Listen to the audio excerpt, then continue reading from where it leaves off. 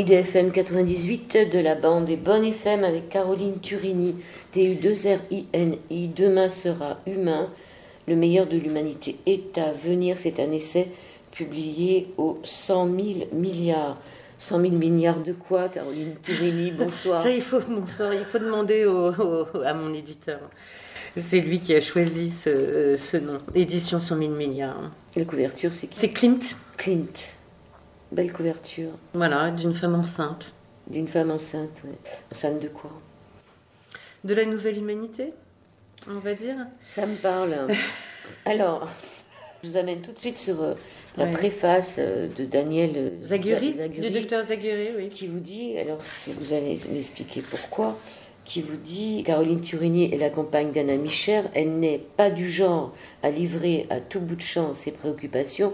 Je savais seulement qu'elle avait rompu avec sa vie professionnelle antérieure, qu'elle était passée par la case prison en tant que sophrologue. C'est quoi cette histoire? Alors, oui, c'est-à-dire que Daniel Zaguri, c'est un psychiatre qui est expert auprès des tribunaux de Paris. Il se trouve que moi, j'ai travaillé quelques années en prison à Fleury-Mérogis. J'avais un atelier de sophrologie, mais je dirais que sophrologie libre, c'est-à-dire qu'on faisait de la méditation, de la relaxation, de la visualisation. J'avais le droit de... J'étais vraiment... je faisais un peu ce que je voulais avec, je dirais, avec les détenus.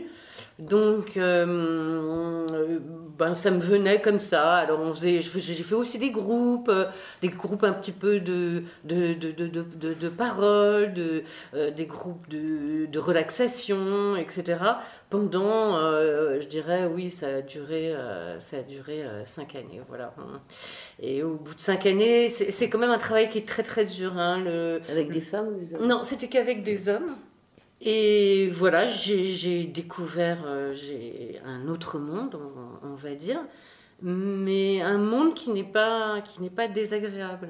De toute façon, l'emprisonnement, vous l'écrivez dans votre livre, avant le Covid. Il est dans notre tête. On pensait qu'on était libre, et en vérité, on était déjà prisonniers. C'est ce que le Covid nous a amené.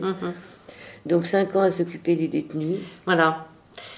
Et puis ensuite, petit à petit, malheureusement, vous connaissez ces problèmes-là, il n'y a plus de budget.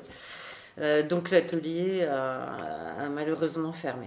Je commence toujours à la conclusion, parce que finalement, vous dites que vous avez commencé à écrire ce livre bien avant le printemps 2020, bien avant qu'un agent régulateur vienne nous frapper et révéler au monde tous ces dysfonctionnements que certains continuent à nier dans un aveuglement pathologique, et le Covid-19 est venu en confirmer la plupart des intuitions. Pour ceux qui ne l'avaient pas encore compris, la période actuelle est bel et bien celle de tous les basculements. Alors, dans votre travail de psychothérapeute que vous exercez toujours, vous dites que les patients que vous rencontrez maintenant sont en manque de repères. Qu'est-ce qu'ils viennent chercher maintenant qu'ils ne venaient pas chercher il y a encore 2-3 ans? Alors je dirais du sens. Vous me direz, c'est quand même le but de la thérapie. Mais ils vivent, comme je l'explique, une profonde désorientation. Je dirais un petit peu comme nous tous dans notre société, c'est-à-dire quelles sont aujourd'hui les valeurs justes, je ne sais pas moi, la morale, le lien à la spiritualité, vraiment tout ce qui fait sens aujourd'hui, ce qui faisait sens avant ne fait plus sens aujourd'hui. Et je pense que l'humanité est en pleine... Le mot qui me vient et que je trouve le mieux choisi, c'est en pleine désorientation. Mais encore une fois, ce n'est pas quelque chose de négatif. C'est-à-dire que cette désorientation, elle nous montre qu'on est en train enfin de pousser justement les murs de notre prison mentale. Qu'on est en train de se délester de notre vieille carapace, de nos vieux schémas de pensée. En fait, c'est ça qui est en train de se passer. C'est ce que je décris dans le livre. C'est-à-dire que la crise que nous traversons, la crise existentielle que nous traversons, l'effondrement de notre société, comme beaucoup, hein, on ne cesse de nous rabâcher l'effondrement social, l'effondrement économique, l'effondrement... Je pense que c'est l'effondrement de nos propres schémas de pensée qui est en train d'arriver. Et bien, la plupart de mes patients vivent cet effondrement. Oui, vous écrivez aussi en fin de livre que comme on nous fait croire que ça ne sera plus jamais comme avant, il y a des gens qui l'acceptent et il y en a d'autres pour qui c'est inacceptable. Oui, c'est-à-dire ce qui est inacceptable, et c'est que, effectivement, parce que l'humain est construit comme ça, il a du mal à envisager un ailleurs, à imaginer un ailleurs. Il a peur. Il a peur. Il a peur et, comme je le dis, il est tétanisé par le changement. C'est ça qui plombe en ce moment un petit peu on va dire... Le paradis. Oui, ça plombe pas mal notre vie à l'heure actuelle. Hein. On est vraiment entre deux mondes, en fait. Entre deux mondes. L'ancien et le nouveau, on va dire. Alors, Nietzsche disait qu'il y a des périodes de chaos positif. Oui. Je pense qu'on est en plein dedans. Vous dites aussi que c'est les gilets jaunes qui ont déclenché l'écriture de ce livre. Oui. Comment vous les avez rencontrés? Parce que alors, je ne les ai pas rencontrés. Là, je suis chez vous, dans un cadre merveilleux, que de beauté, on peut dire de richesse. Ouais. Qu'est-ce qui fait que vous avez eu envie d'aller... Alors, j'ai suivi le mouvement des Gilets jaunes, et parce que je ne les ai pas vus du tout comme une bande d'emmerdeurs, comme on a pu les décrire, hein, quand même, ou de personnes frustrées ou en manque de pouvoir d'achat. Enfin, alors, peut-être qu'ils le sont, mais en tout cas, pour moi, leur message était autre. Leur message, c'était de nous crier, de nous hurler à la figure que tout ça ne tient plus. La révolte du désir, comme vous dites. Ouais, tout ça ne tient plus, et c'est ce que font aussi les jeunes, comme Greta Thunberg, ou bon, alors elle, son cheval de bataille, c'est le climat, mais je pense que toute cette jeunesse là, comme ça, comme les Gilets jaunes, ces mouvements de révolte, ce qu'ils ont à nous dire, c'est autre chose que ce qu'ils disent, si vous voulez. Le message est autre. C'est de l'ordre évolutif. Ça ne tient plus. Voilà, ça ne tient plus. Et il va falloir qu'on retrousse nos manches et qu'on se mette au boulot pour vraiment accéder à une autre version de nous-mêmes. Parce qu'en ce moment, on est quand même un petit peu en faillite. Et c'est ça que les Gilets jaunes sont venus nous dire. Et ça touche tout le monde. Pour moi, ce n'était pas les Gilets jaunes, c'était l'ensemble de la société et l'ensemble de l'humanité. Comme les jeunes dans le monde entier, qui prétextent le climat pour nous dire que ça suffit, quoi. Il va falloir passer aux choses sérieuses maintenant. Il va falloir faire attention aussi que le climat ne soit pas aussi un enjeu de société pour nous confiner un peu plus. Alors là, forcément, il y aurait une troisième voie en dehors de la collapsologie, vous allez rappeler ce que c'est, ou les avancées technologiques du transhumanisme. Il faudrait trouver une troisième voie pour s'en sortir. Oui, c'est-à-dire que je pense que tout ce qui est de l'ordre de la collapsologie, c'est pas... c'est bien gentil le survivalisme, c'est voilà. Oui, et puis de nous répéter que la croissance est en train de s'effondrer. Oui, hein, on est en train de le voir, et puis on va passer par là. C'est le livre de Pablo Servigne, hein, comment tout peut s'effondrer. Moi, j'ai envie de dire, plutôt que comment tout peut s'effondrer, c'est comment notre psyché va s'effondrer. Donc voilà, c'est un autre parti pris. Et si on ne change pas de paradigme, comment elle va véritablement s'effondrer? Concernant tout ce qui tourne, on va dire, autour de la collapsologie, c'est bien joli de vouloir faire le tri de nos déchets, mais c'est d'abord le tri dans nos pensées qu'il faut faire. De vouloir démonter nos centrales nucléaires, mais c'est d'abord de démonter nos formatages, nos fausses croyances. C'est tout ça qu'il va falloir changer avant de faire la révolution. Avant de faire la révolution, il faut d'abord faire ce que les musulmans appellent le grand djihad, c'est-à-dire notre révolution personnelle intérieure. Mener bataille contre nous-mêmes, contre notre moi tyrannique, contre notre striatum, contre... oui, alors on va en parler du striatum, justement. C'est le grand héros du livre, contre nos pulsions, contre notre colère, contre... voilà, il va falloir qu'on fasse le grand djihad. Il faut cultiver la patience, la limitation et le discernement. Alors, ce striatum. Alors, le striatum pour... alors, il y a quelqu'un qui en parle très très bien, hein, donc je vais faire un petit peu de pub. C'est Sébastien Boller dans son livre « Le bug humain », que je conseille à tous et à toutes de lire. Alors, le striatum, c'est une petite structure nerveuse qui est située dans le cerveau et qui est impliquée dans la motivation alimentaire, sexuelle, le territoire, la domination, le statut social. Donc, il remplit des objectifs de survie et à chaque fois qu'un objectif est atteint, il libère de la dopamine. Il est content, voilà. Il frétille, il est content. Et la dopamine, donc je rappelle ce qu'est la dopamine, c'est la molécule du plaisir. Alors, ce striatum, on lui doit une fière chandelle. Parce que si on est là aujourd'hui, toutes les deux, là, si l'humanité est encore là, c'est grâce à notre striatum. Sauf que le striatum, il nous pousse toujours à l'excès. Oui, parce qu'il n'en a jamais assez. Oui, il en veut toujours plus. Donc, on lui doit une fière chandelle, mais on lui doit aussi la destruction de la planète. Parce que c'est aussi lui qui nous pousse à la surconsommation. Donc c'est pour ça qu'il faut l'éduquer, le striatum.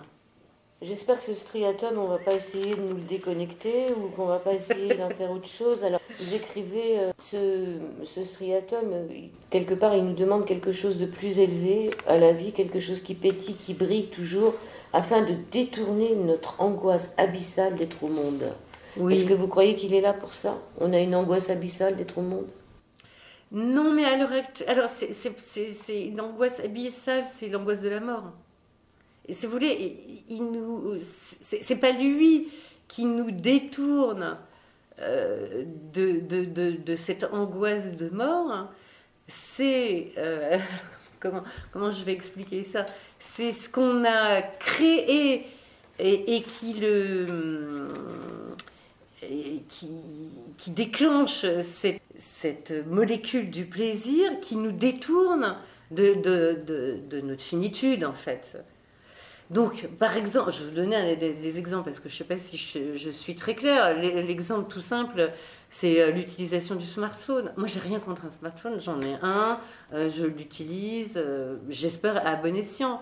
Mais un smartphone, c'est fait pour quoi? C'est fait pour nous détourner de l'angoisse de mort. Hein. Toute la journée, on est distrait, donc on pense à autre chose, hein, si vous voulez. Voilà, ça c'est un exemple. Et là, le striatum est content. Quoique, souvent, tout à l'heure, on cherchait une femme sur Internet, il y avait un homonyme ou je ne sais quoi qui nous disait qu'elle était morte. Donc on le retrouve aussi sur les smartphones. Oui. On est aussi confronté à la mort. Très juste, très juste. Mais avouez que quand il suffit de regarder les gens dans le métro, si vous voulez, plutôt que d'être là, présent à ce qui se passe, tout le monde s'amuse à regarder pour la plupart du temps, des idioties qui nous distraient, qui nous amusent, qui sont un peu du miam-miam pour le striatum. Hein. Parce que forcément, il y a quand même un peu de plaisir à regarder toutes ces âneries. Mais je ne suis pas, encore une fois, voilà, je l'explique très bien dans le livre, je ne suis pas contre la technologie, hein, loin de là. Mais je suis contre notre immaturité à utiliser la technologie, voilà. Alors vous dites que nous sommes des enfants gâtés qui passent leur temps à vouloir et à obtenir. Oui. Vous parlez de la dictature de l'ego Et à la place de la société des égaux EGEAX, c'est la société des égaux EGOS. Oui. Il est écrit que, mais c'est également lui qui, au fil du temps, nous a coupé de notre être essentiel, l'ego, en considérant le je comme une entité dissociée, ne faisant plus partie du tout. Nous nous sommes mis à craindre ce tout, à le ressentir comme une menace potentielle. Nous nous sommes barricadés dans l'illusion d'une unité et d'une identité qui nous protégerait contre la diversité et l'impermanence du monde extérieur. Oui. Finalement, on ne fait plus partie du tout. On n'est que dans le je. À force de boursoufler notre ego, il y a un peu que nous qui comptons, si vous voulez. On a quand même réussi à se séparer des autres et à ne plus ressentir à l'intérieur de nous cette unité. Et à ne plus être dans cette collaboration, dans cette coopération qui nous a permis de survivre. Aujourd'hui, c'est quand même chacun pour soi. Tel est le grand paradoxe de l'individualisme. À la page suivante, comparatif et mimétique, nous passons notre vie à juger l'autre à l'aune de notre groupe préférentiel, mais nous ne nous sentons exister qu'à travers lui. C'est ça le problème.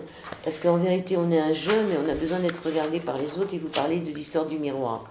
Oui, les fameux neurones miroirs, ouais.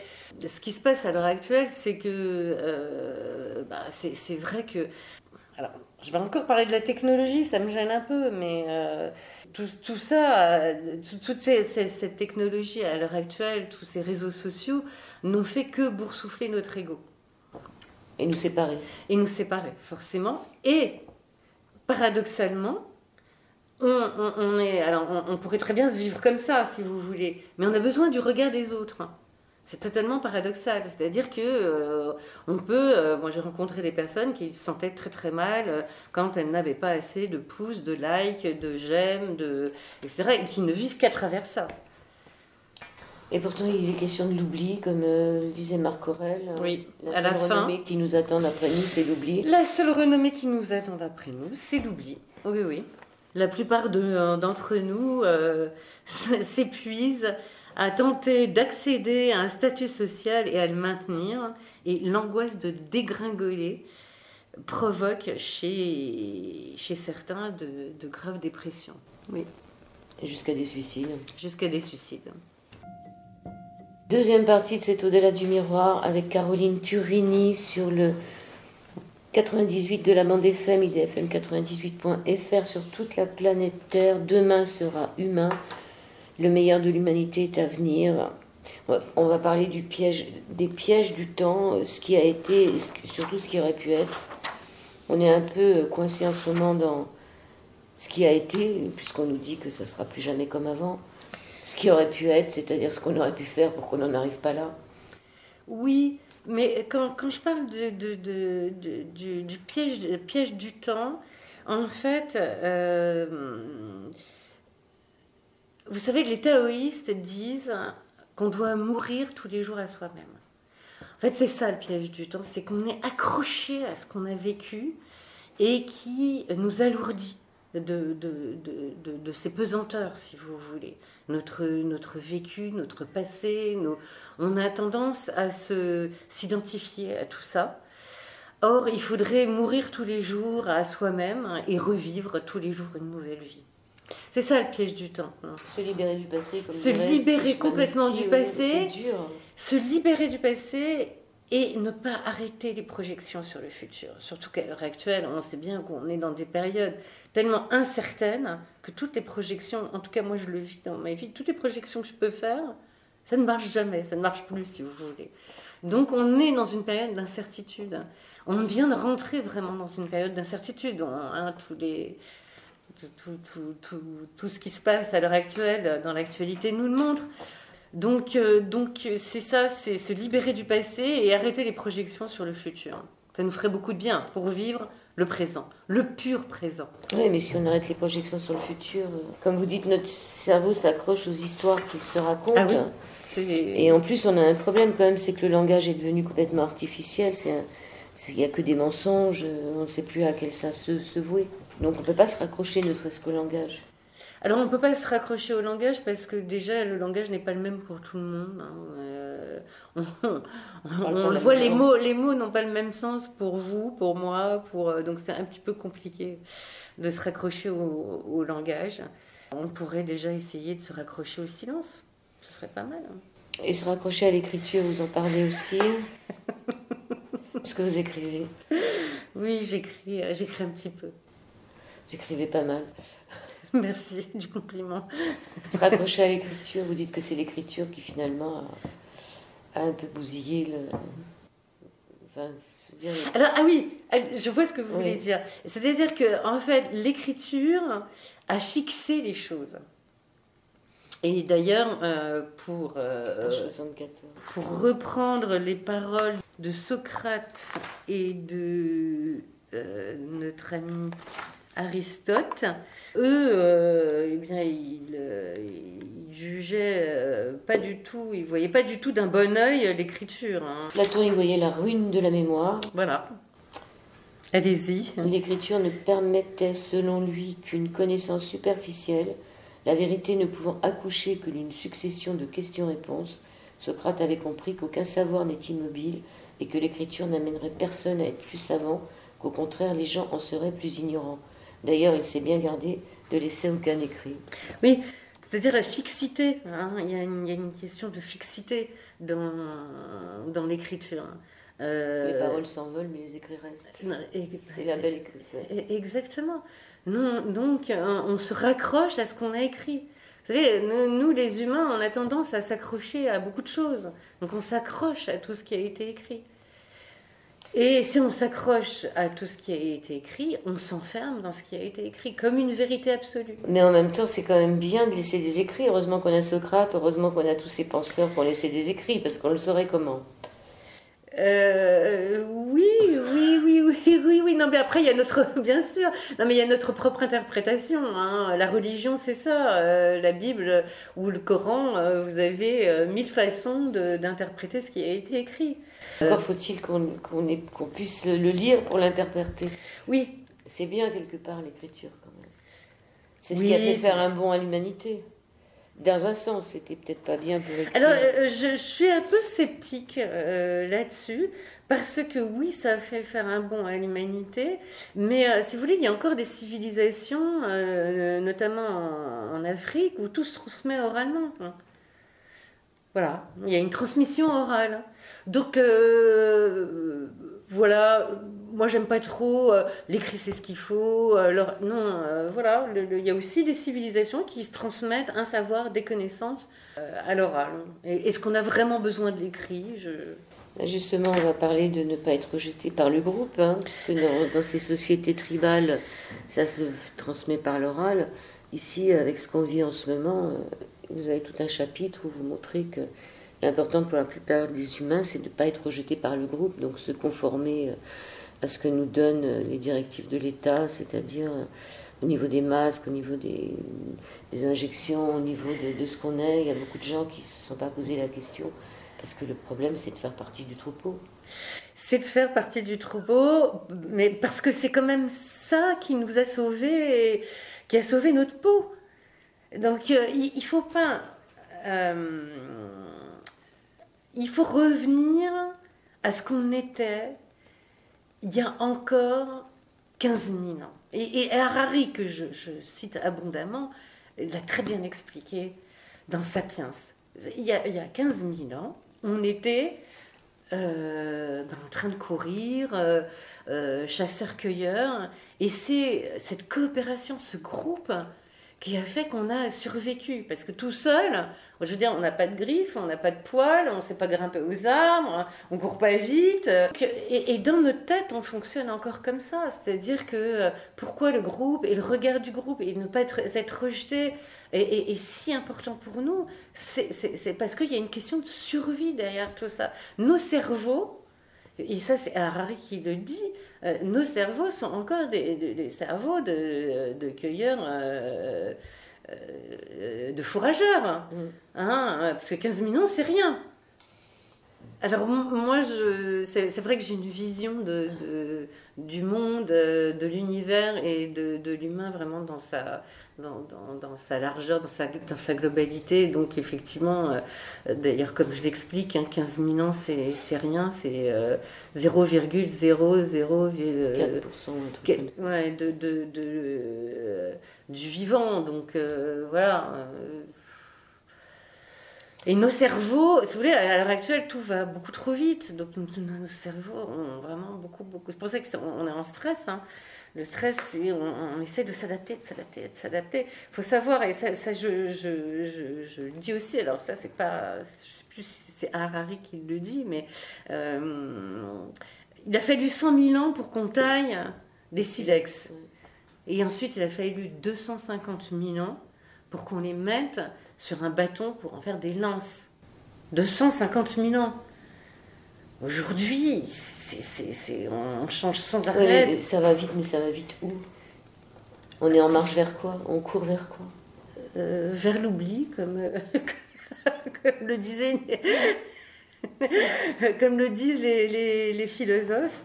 Je ne sais pas. Et en fait, moi, ce que je propose, c'est une pause. Oui, ça c'est à la fin de votre livre. Mais on va rester là sur ne pas être rejeté par le groupe, parce que vous dites qu'en vérité, le fait de ne pas consentir, il y a aussi toute cette fabrique du consentement pour rester dans le groupe, c'est déresponsabiliser l'individu, c'est-à-dire que le fait de penser par soi-même et de plus appartenir au groupe, ou tout du moins d'appartenir à un deuxième groupe, parce qu'il y a un second groupe dans ceux qui ne suivent pas le troupeau. Et surtout qu'en ce moment, je vous coupe, mais le second groupe est en train d'arriver au grand galop. Je veux dire, on est en train, c'est tout le but du livre, on est en train de commencer enfin à devenir humain, c'est-à-dire à penser par nous-mêmes. On pense à quoi? On pense à quoi en tout cas, je pense que quand on va commencer à penser par nous-mêmes, ça va faire très mal. Alors vous écrivez que votre vie a débuté à la mort de votre père, vous aviez 47 ans, que votre père était un fils d'ouvrier émigré italien et qui vous a toujours éduqué, il vous a dit qu'il fallait une suradaptation pour réussir. Oui, lui c'est suradapté et j'ai aucune critique. Hein. Et vous avez fait pareil hein. Vous avez travaillé pendant 15 ans dans un boulot que vous réprouviez. Oui. Vous avez suradapté vos enfants. Exactement, et ça n'a pas fait que du bien.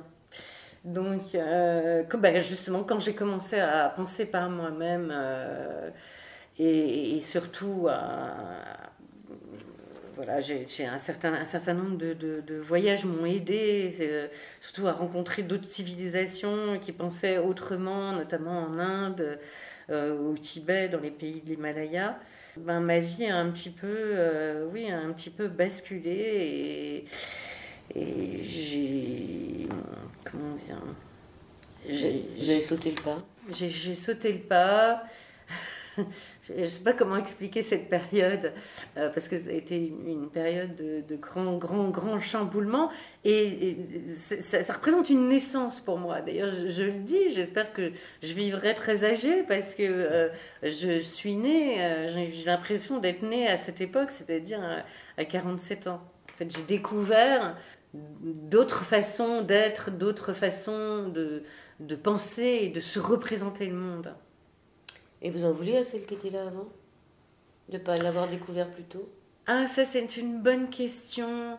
Elle est très très loin de moi et je ne la reconnais pas. Alors je ne sais pas que je ne lui en veux pas. Je pense que c'était mon chemin, c'était mon évolution. Mais en tout cas, j'ai beaucoup de mal à la reconnaître et du coup ça me fait un peu bugger de temps en temps quand je pense au passé. Mais je pense qu'on est tout un peu comme ça. 47 ans, c'est l'âge où les enfants commencent à partir, où il y a une autre vie qui arrive. Donc il y avait cette vie de femme, de mère, etc. Il faut passer par là. On ne peut pas faire les deux en même temps. On ne peut pas dire je me libère, je dégage de la société, je prends mon envol en ayant 2 gosses à charge ou des choses comme ça. Oui, je reconnais que c'est extrêmement compliqué et qu'il faut un peu de liberté dans sa vie pour pouvoir passer à autre chose, c'est sûr. Parce que quand notre vie est très encombrée par des tâches domestiques... par des guerres, comme ça se passe en ce moment. Oui, c'est un peu compliqué de penser différemment. Vous parlez de la paralysie de l'échec, c'est ça aussi qui fait qu'on n'a pas envie trop de se remettre en question dans tous les domaines. Parce qu'il y a le tabou de l'échec. L'échec, c'est pas quelque chose de bien. Alors, surtout dans nos sociétés occidentales, l'échec est vécu déjà comme un échec, c'est-à-dire que c'est un mot très fermé. Et en fait, pour moi, l'échec est une ouverture. C'est un enfant, quand il commence à marcher, il tombe, il se relève, il tombe, il se relève. Et c'est ça qui va faire que il va se mettre à courir. Alors, je ne sais pas pourquoi, en France, alors je pense que ça, pour le coup, c'est une spécialité française, parce qu'il me semble qu'aux États-Unis, c'est un petit peu différent. On est totalement paralysé par l'échec, qui a vraiment une connotation négative de loser, de personne qui n'a pas fait ce qu'il fallait, etc. Ça n'a rien à voir. L'échec, c'est une lumière, c'est-à-dire que l'échec nous montre un nouveau chemin. Quand vous avez un échec dans votre vie, peut-être que vous n'aviez pas emprunté le bon chemin, on va dire. Et donc l'échec nous montre comment évoluer et comment changer de chemin. En revanche, si on reste paralysé sur cet échec, fixé sur cet échec, on risque de recommencer et d'être dans une espèce de répétition de l'échec. Vous voyez, l'échec est une ouverture, ce n'est pas une fermeture. Or, nous, je dirais en France, on le conçoit comme une fermeture. On donne nos réussites, mais pas nos échecs. Est-ce que quand vous aviez 47 ans, c'était pour vous un échec, le début?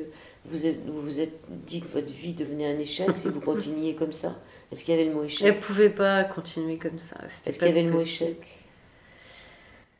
Oui, il y avait que j'ai pas voulu voir, parce que je me suis prise quelques claques, et il y a des choses effectivement que je n'ai pas voulu voir. Quand j'ai commencé à voir autrement les choses et à entrevoir un autre chemin, qu'il y a eu, on va dire, une ouverture dans ma vie, que les choses ont commencé à bouger, que les choses ont commencé à changer. Ok, donc ce qu'on vit en ce moment, il ne faut pas qu'on prenne ça comme un échec. Ce n'est pas un échec de société. Alors, ce qu'on est en train de vivre en ce moment, moi je dirais que c'est quelque chose qui est en train de se déconstruire. Donc effectivement... C'est pas un échec. Non, pas du tout. Faut pas prendre ça comme un échec. Non, parce que non, parce que ce serait trop négatif. Non, c'est plutôt une déconstruction de notre système.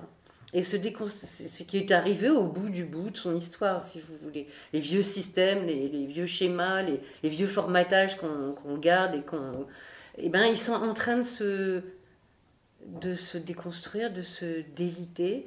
Et donc, c'est ce qui entraîne forcément une sorte de chaos. En ce moment, on est un peu dans une lessiveuse quand même. Oui, un chaos positif. Parce qu'on on met toujours devant le fait que tout ce qui nous arrive, c'est de notre faute. Donc, c'est un échec de ce qu'on aurait pu construire. Par contre, je pense qu'il va falloir vraiment ce chaos, il va falloir le regarder. Il y a un moment où il va falloir vraiment le regarder en face.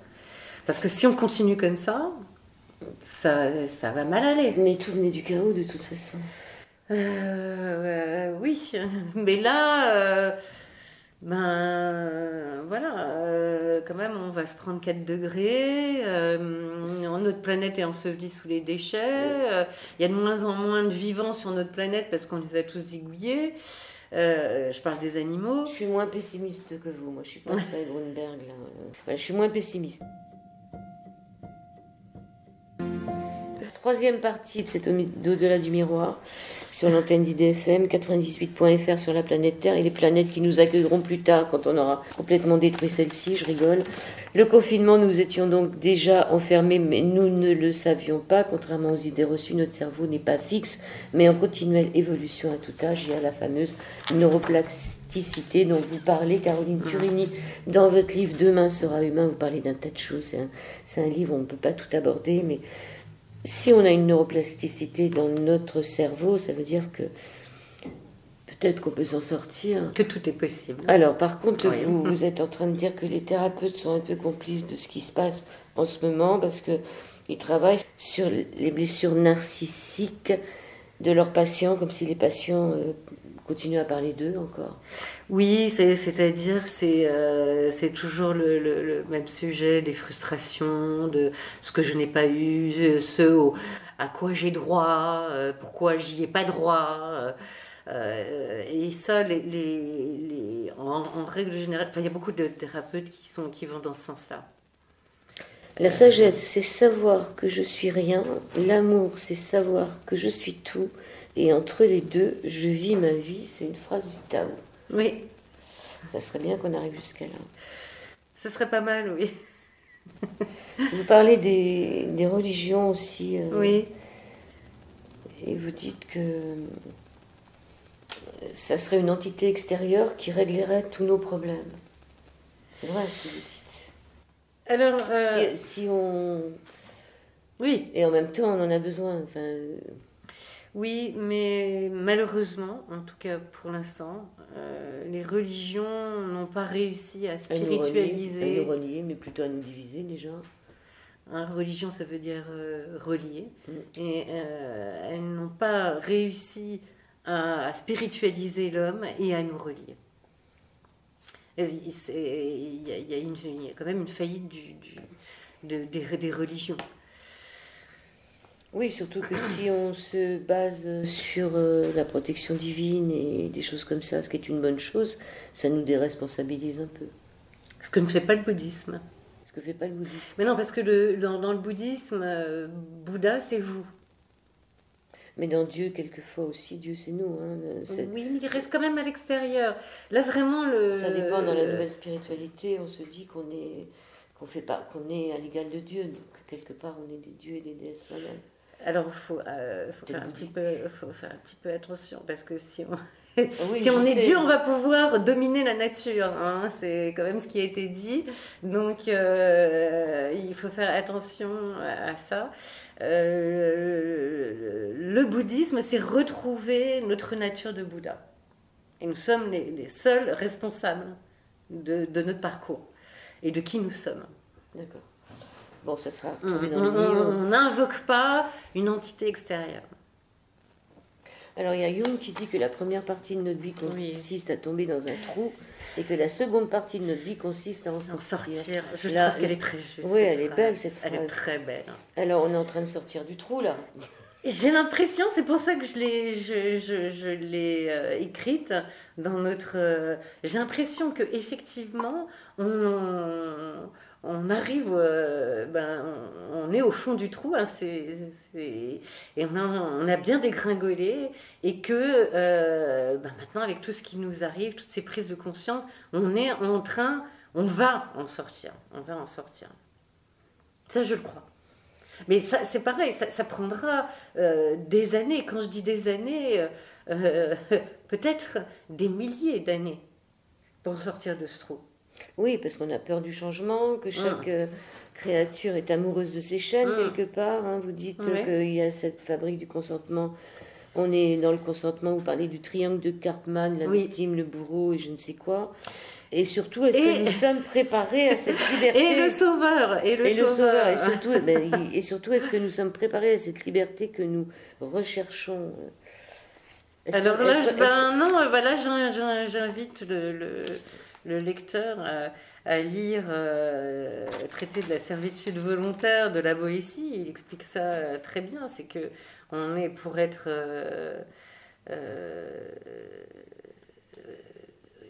on est deux dans l'histoire. On est deux et la victime donne son consentement.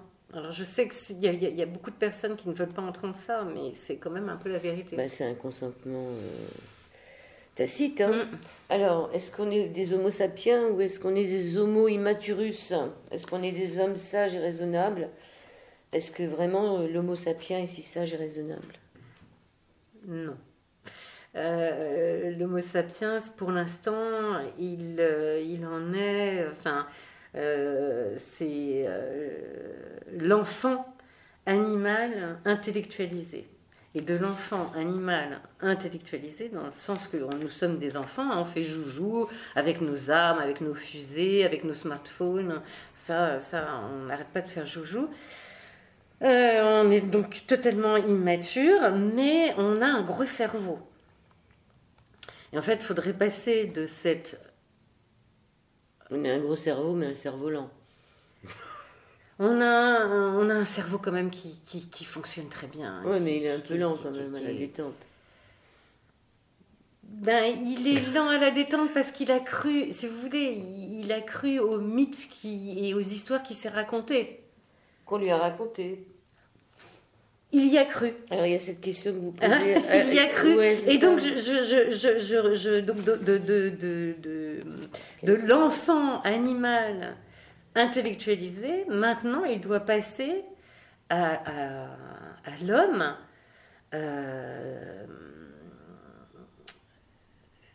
l'homme conscientisé, l'homme mature, adulte, l'homme adulte conscientisé.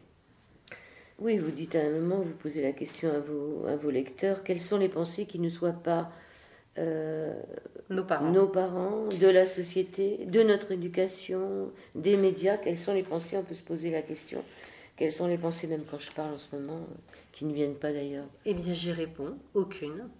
Mais comment faire autrement? Comment faire en en prenant conscience déjà. Essayer de penser par soi-même. Mais ce sont des chaînes. Hein. Bien sûr que ce sont des chaînes. Parce que là, il faut faire l'expérience du vide. Il faudrait mettre un vide. Oui, bien sûr. Bien sûr. Et c'est dur, on n'a pas envie. Parce que parfois, c'est une question de survie. On ne peut pas faire autrement, là, en ce moment. Mais si vous voulez, ça, c'est un constat. En ce moment, on est quand même... On ne peut pas faire autrement. Ça, c'est un constat. C'est qu'on est... on est... rempli de tout ce que vous venez de décrire, et qui plus est pour ceux qui y croient, pour les lecteurs qui croient, de notre karma. Donc, à la naissance, on est déjà alourdi, si vous voulez. On parlait de la contradiction comme la structure même de notre monde qui offrirait plus de possibilités. Il faudrait admettre le contraire, c'est-à-dire ne pas rentrer dans cette vision du monde où tout va s'effondrer. Voilà, c'est pour ça que moi je reste complètement positive, parce que je pense que ce sont nos pensées qui créent le monde. Oui, bien sûr. Donc à chaque fois qu'on a une pensée négative, essayer de la transformer en autre chose. Et là, on pense par soi-même. Oui. Alors tout va s'effondrer, si vous voulez. En fait, la Terre, elle en a rien à faire. Ouais, franchement. Donc elle va rester là, elle va continuer de tourner et elle va recréer. En revanche, nous, ça va peut-être faire très mal. Donc on a quand même intérêt un petit peu à changer, à évoluer, à faire bouger les choses avant de... que ça s'écroule et avant de tout faire péter, je dirais. Et vous dites que l'homme est en danger, que c'est pas le transhumanisme qui va nous en sortir, parce que vouloir prolonger la vie à l'infini, les générations futures, il y aura plutôt des vagues de suicides, et puis surtout le danger d'extinction n'est pas que les abeilles, mais aussi des homo sapiens, puisque le transhumanisme veut faire disparaître l'homo sapien, donc... Alors, ils veulent l'augmenter. Oui. Alors, l'augmenter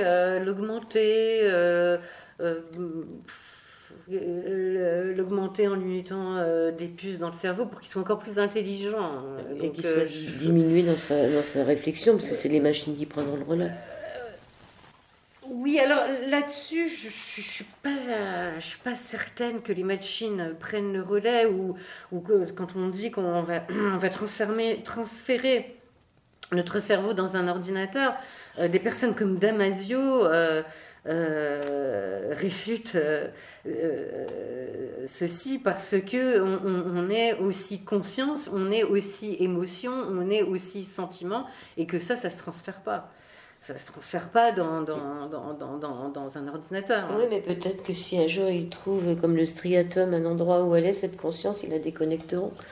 Donc il faut faire attention. Oui, alors il faut faire très attention, mais pour l'instant, c'est vrai qu'on ne sait pas où elle est. Elle est à l'extérieur.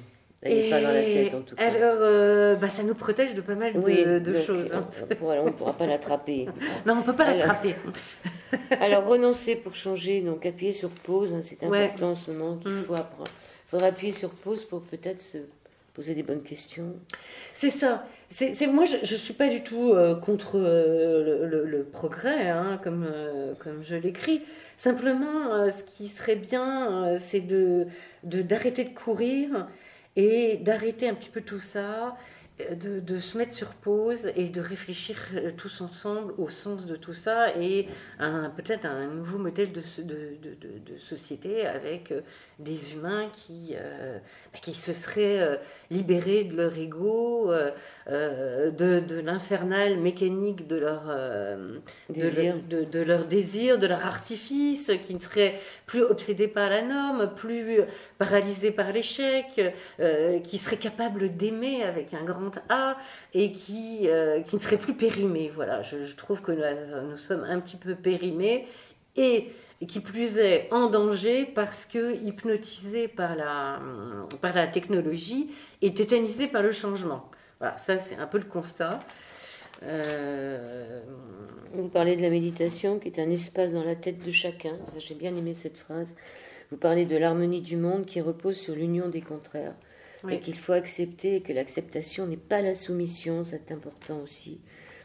Vous parlez ensuite de l'homme révélé, puisque la première étape c'est la déprogrammation. Et qu'est-ce qui veut dire ouverture de la conscience? Qu'est-ce que ce serait que cette ouverture de conscience? L'ouverture de conscience, c'est peut-être débrancher notre mental, celui qui nous fait faire plein de bêtises en fait, qui tourne en boucle toute la journée en nous racontant des histoires. Et ces histoires, c'est l'histoire des guerres, des conflits, des révolutions, parce que ces histoires, on y croit. C'est ce qui se passe en ce moment. Je ne veux pas nommer ce qui se passe en ce moment, mais... On y croit ou on n'y croit pas. On n'est pas obligé. Hein. Non, mais attendez, on y croit, on n'y croit pas. Notre mental y croit. Hein. Il est hypnotisé par nos pensées, parce qu'on lui raconte.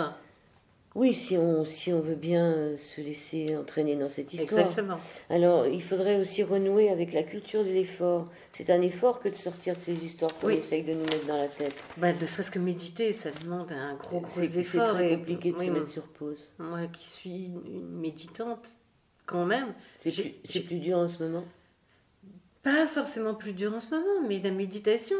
C'est un sevrage, c'est très très compliqué de se dire qu'en plus la méditation, elle ne sert à rien, mais elle change tout. Vous savez, on est quand même dans une société où les choses doivent servir. Quand vous méditez, ça sert à rien. Simplement, ça calme. Voilà, mais simplement ça change absolument toute votre vie. C'est une façon, si vous voulez, de créer le vide. Et de laisser... ce fameux vide qui fait peur à tout le monde. Voilà, ce fameux vide, ce fameux silence cérébral qui fait que, on va laisser passer nos histoires, on va laisser passer ce qu'on se raconte sans y croire et sans accrocher nos pensées, ce qui traverse notre esprit. Et là, on est dans un temps qui est en dehors du temps. Qu'on ne peut pas arrêter, on peut pas y rester, c'est ça le problème, on n'arrive pas à y rester dans ce temps-là. Bon, redécouvrir son faire du sport, très important de faire des exercices sportifs, il faut respirer, je l'avais marqué. Et vous dites à la page 232 que quelque part, transhumanisme avec la notion de surhomme, quelque part on peut garder cette notion de surhomme. Ça serait de devenir vraiment humain avec un grand H. C'est ça. C'est pas l'homme augmenté, c'est l'homme amélioré. Pour devenir un meilleur homme et non pas un homme meilleur, un meilleur humain. Votre livre se termine avec un chapitre sur la thérapie quantique, avec un espoir de l'épigénétique. Oui. Vous parlez de l'homme transformé. L'homme transformé, et ce qui est important, ça serait l'exemplarité. Oui. Pour l'instant, on est tous... Il y a ce côté exemplarité avec ce côté se ressembler tous, pas sortir du troupeau, c'est un peu... Alors c'est pas la ça. même chose. Non, Ouais. non, C'est le contraire. L'exemplarité, mais on peut se sentir exemplaire en faisant partie du troupeau. Ben, c'est l'exemplarité dans ces cas-là, effectivement, parce que vous pouvez faire basculer le troupeau. Alors qu'est-ce qu'on... Si vous êtes exemplaire. Quand je dis exemplaire, voilà, vous êtes dans cette idée d'une meilleure conscience, d'une conscience élargie, d'un changement de paradigme, etc. Vous pouvez faire basculer. En étant exemplaire. Oui. Bien sûr. Donc on peut être en même temps dans le troupeau et être exemplaire. Ben, je vais vous dire que... Non, mais en ce moment, on n'a pas le choix, en fait. On n'a pas le choix. L'exemplarité, c'est quelques personnes qui vont faire basculer le reste de l'humanité. Donc elles ne font pas partie du troupeau. Alors ça dépend ce que vous appelez troupeau. Troupeau, pour moi, c'est l'ensemble des êtres humains. J'appelle ça... Voilà, ça c'est le troupeau, mais j'aime pas parce que je trouve que c'est un mot qui a une connotation négative. Moi, j'ai un exemplaire de votre livre. Oui. Mais il fait partie d'un troupeau, ce livre. Oui, c'est l'humanité. Si pour vous, le troupeau, c'est l'humanité, c'est OK. Mais encore une fois, le mot troupeau, j'aime pas trop ce mot-là. Je trouve qu'il est assez négatif. Enfin, j'essayais de comprendre si... c'est sûr qu'il faut être exemplaire. Moi, dans le mot exemplaire, j'entends des choses qui font qu'on a envie de ressembler. Qu'on a envie de ressembler à quelque chose. Je vais reprendre la phrase de Gandhi. L'exemple n'est pas le meilleur moyen pour changer le monde. Il est le seul. Voilà. Oui, parce qu'on va essayer de ressembler à des gens qui sont exemplaires. Grâce aux neurones miroirs. Faut pas oublier qu'on est équipé de neurones miroirs. Donc on peut faire basculer le collectif. C'est la fin du livre, ça. Il y a les 6 actions du Bouddha à la page 260 et 277. Ça, les trouveront les gens qui le liront. Il faut retrouver surtout une raison de vivre et retrouver un chez-soi dans le monde. Retrouver un chez-soi dans le monde. Oui. Le problème, c'est qu'on a perdu son chez-soi dans le monde. Ben, Bruno Latour le dit, hein, on ne sait pas où atterrir. Voilà. Il faut peut-être s'envoler pour ça. Ce serait... Alors, s'envoler, oui, pas n'importe comment, hein, pas façon Elon Musk, je pense. S'envoler spirituellement, oui, ce serait pas mal. Hein. Conclusion pour terminer ce livre. Allez-y. Ah ben non, c'est vous qui allez me la donner, Caroline Turini. Demain sera humain, demain sera humain. Le meilleur de l'humanité est à venir. C'est un essai publié aux éditions 100 000 milliards. 100 000 milliards. Le livre propose au lecteur un chemin évolutif, un chemin d'évolution positive. Voilà. Qui n'est pas une utopie. C'est un horizon de transformation qui est tout à fait à notre portée. Voilà, pour sortir de l'aliénation. À condition de se rendre compte qu'on est aliéné et qu'on a envie de prendre un autre chemin, ça c'est clair. Bien sûr. Enfin, c'est un livre qui est intéressant parce que vous abordez tous les sujets. C'est un essai, c'est pas un roman. Ça parle de l'amour aussi hein, dans votre livre. Oui. Il y a un passage vraiment sur l'amour que j'aime beaucoup et sur l'harmonie. Sur cet amour océanique qu'on a un peu perdu. À découvrir dans ce livre. Merci beaucoup, Caroline Turini. Merci à vous, Joël. Merci beaucoup.